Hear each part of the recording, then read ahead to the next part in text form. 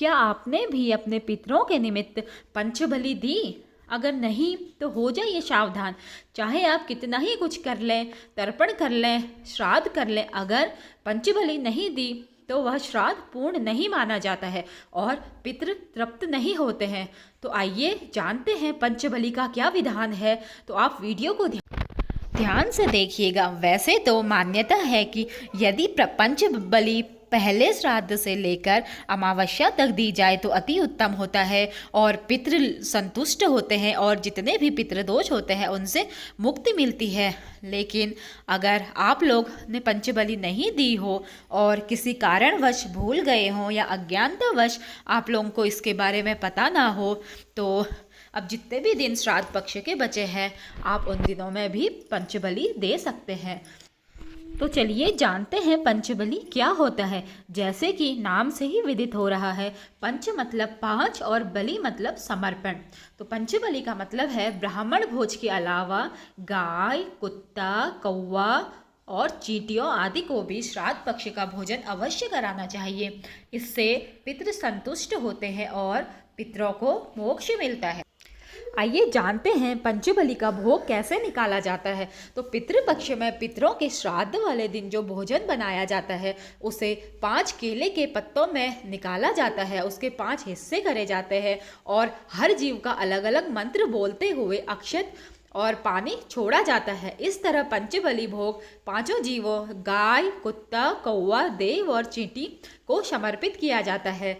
और यह भी मान्यता है कि श्राद्ध करना, जो श्राद्ध होता है वो हमेशा दोपहर में ही करना चाहिए। दोपहर में श्राद्ध करना उत्तम होता है, इससे पितरों को मोक्ष मिलता है और पितृ संतुष्ट होते हैं।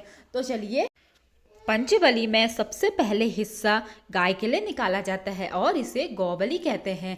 गाय के लिए पत्तल में भोजन निकाला जाता है और जब गाय को भोजन दिया जाता है तो इस मंत्र का उच्चारण करके दिया जाता है। तो मंत्र सुनिए। ओम सौरभेय शर्वहिता पवित्रा पुण्यराशयः प्रतिगृह्णन्तु मे ग्रासः गावस्त्रत्रैलोक्य मातरः इदं गौम्यम् इदं नमः। इस मंत्र के उच्चारण के बाद हाथ जोड़कर गौ माता से प्रार्थना करें, क्योंकि गौ माता हिंदू धर्म में बहुत ही पवित्र मानी जाती है और ऐसी मान्यता है कि जब व्यक्ति की मृत्यु होती है तो वैतरणी को भी गौ माता ही पार लगाती है। तो चलिए अब जानते हैं दूसरी बलि के बारे में। दूसरी बलि स्वान बलि अर्थात कुकर बलि कुत्ते को दी जाती है और कुत्ते को भोजन देते समय इस मंत्र का उच्चारण करना सर्वश्रेष्ठ होता है। ओम दो स्वानो श्याम शबलो वै वस्तु कुलोद्भदो ताभ्यामन्म प्रदास्यामि शाता मेता वहीं सको इदम सम्या इदम नमः। और कुत्ते को हाथ जोड़कर प्रणाम करें और यमराज का ध्यान करें, क्योंकि कुत्ते को यमराज का प्रतीक माना जाता है। और तीसरी बलि को काक बलि कहा जाता है। पंचबलि में तीसरा भाग काक यानी कौवे को लगाया जाता है। कौवे का अन्न ग्रहण करना पितरों के प्रसन्नता का प्रतीक माना जाता है और कौवे को अन्न ग्रहण कराते समय इस मंत्र का जाप करना सर्वोत्तम होता है। ओम ऐन्द्र वारुण्य वाव्यव्या याम्या वे नेवृतास्ता वायसा प्रतिगृहणु भूमो पिंडमयोजतम इदम वायसेम्यम इदम नमः। और कौवे को हाथ जोड़कर भोग ग्रहण करने के लिए बोलना चाहिए। चौथी बलि में देवताओं को भोग लगाया जाता है। जो देवताओं के लिए जो भोजन निकाला जाता है उसको सर्वप्रथम अग्नि में समर्पित करते हैं और उस थाली को अगर कोई कन्या हो उसको वो अगर उस भोजन को ग्रहण कर ले तो यह सर्वोत्तम माना जाता है। और जब देवों को भोग लगाएं तो इस मंत्र का उच्चारण करना सर्वश्रेष्ठ होता है। ओम देवा मनुष्या पशवो वयंसी सिद्धा शौर्य दैत्यं संघा प्रेता पिशाचा स्रवतः समस्ता ये चानामि शन्ति मया प्रदन्नम इदम अन्नम देवादिभ्यम इदम नमः। और देवताओं से हाथ जोड़कर इस भोग को ग्रहण करने के लिए बोला जाता है। अब बात करते हैं पांचवी बलि की। और पांचवी बलि दी जाती है पिपलिका बलि बोला जाता है, जो दी जाती है चींटी को। पंचबली में 5वां चींटियों को लगाया जाता है। यह चींटियां एकता और काम के प्रति संपूर्ण निष्ठा का प्रतीक है।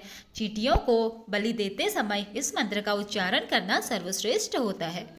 ओम पिपीलिका कीट पतंग काध्या बुभुक्षिता कर्म निबंधदा तेषां हि तृप्तिर्धर्मेन्दः मयान्नः तेभ्यो विशिष्ट सुखिनो भवन्तु इदम् अन्नः पिपीलिकादिभ्यः इदं न ममः।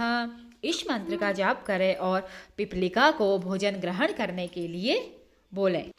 अगर आपको मंत्रोच्चार करने में कोई परेशानी हो रही हो तो उसका भी निदान यह है कि आप यथापूर्वक जैसे बताया गया है भोजन के 5 हिस्से करें और जब प्रत्येक को बलि देने जाएं तो आप केवल इतना करें, अपने पूर्वजों को याद करें और हाथ जोड़कर पानी का आचमन करके भोजन ग्रहण करने के लिए बोलें, तो आपकी यह बलि पूर्ण मानी जाएगी। तो मैं आशा करती हूँ आज मेरे द्वारा दी गई जानकारी आपको समझ में आई होगी। अगर किसी को फिर भी कोई मन में भ्रम है या कोई शंका है तो आप कमेंट बॉक्स में पूछ सकते हैं, मैं पूरा उसका समाधान करने का पूरा प्रयास करूंगी। तो चलिए आज के वीडियो का यहीं पर समापन करती हूँ। अगर आप वीडियो में नए हैं तो कृपया वीडियो को लाइक कीजिए और चैनल को सब्सक्राइब कीजिए। भगवान भोलेनाथ आपका भला करे।